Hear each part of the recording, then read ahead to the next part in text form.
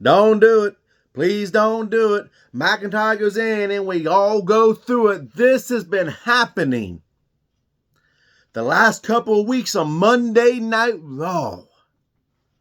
As always, if you like the video, hit that like, hit the subscribe button. I want comments down below. I want to have a conversation about what's taking place on Monday Night Raw. More specifically, this power struggle, this battle. What's going on inside of Drew McIntyre's head? He goes after Seth Rollins at the opening of a Monday Night Raw not so long ago. He goes after CM Punk last week or the week before on Monday Night Raw. Now you have him going after Cody Rhodes this past Monday on Monday Night Raw. McIntyre has, quite honestly, has surprised me on the microphone. He was able to hang with CM Punk.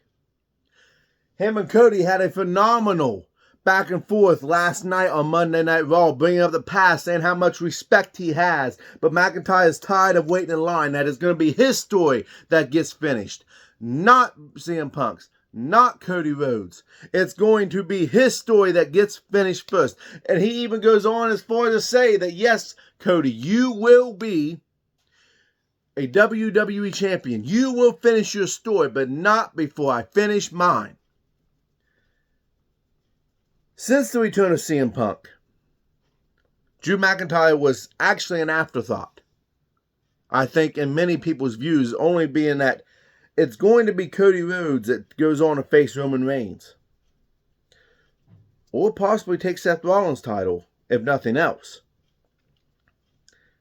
But now you had to return to CM Punk, and I was included in this. Many fans were, what does this mean for Cody Rhodes? I feel bad for Cody Rhodes. Cody Rhodes' story is never going to get finished now that CM Punk is in the picture. And though his story is unfinished, and we don't know what direction they're going to take Cody Rhodes in, Drew McIntyre has asserted himself into the picture of, I don't know, maybe it's going to be McIntyre he's going after big stars. They're using McIntyre right. They took him out of the babyface role. They've now made him a heel. But he's a heel that's looking for sympathy. He does make valid points of what he is actually saying. But he's making a lot of enemies. That being that of a Cody Rhodes.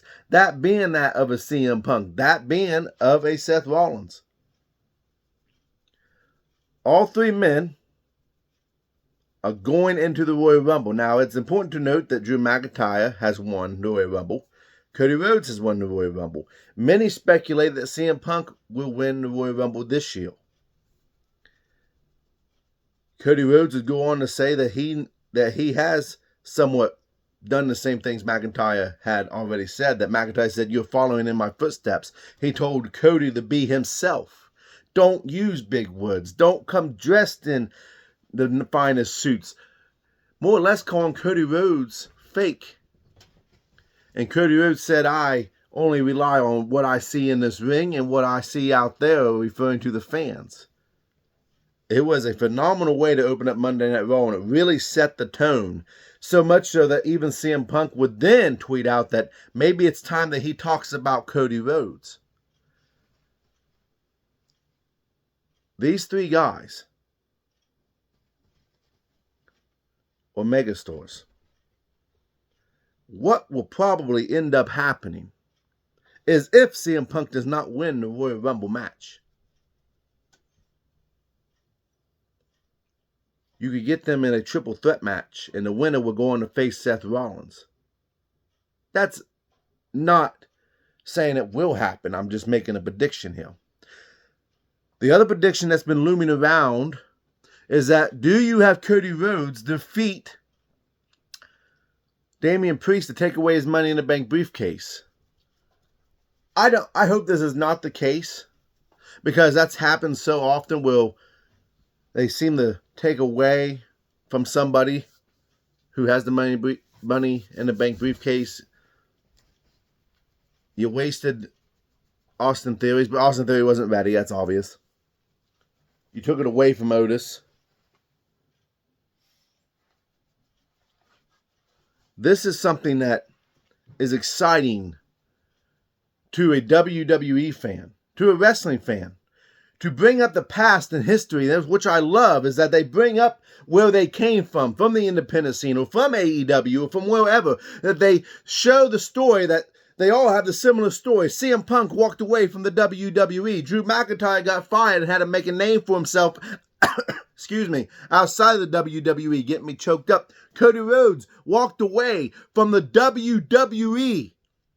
All three men are now back inside the WWE and on the same brand.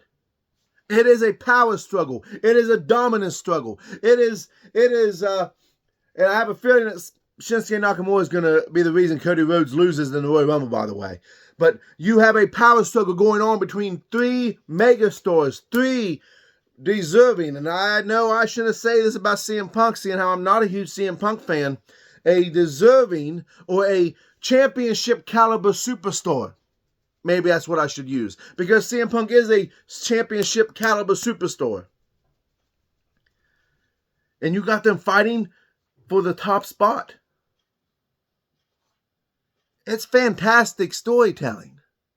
It's captivating. It gets your attention. It's going to tear the WWE Universe apart if they put all three of these men inside the ring at the same time and the winner goes on to face Seth Rollins. It will tear the fandom apart. You will find out who the fans truly support, and my suspicion is that it would be Cody Rhodes, because there's enough CM Punk haters out there that they will not cheer for CM Punk.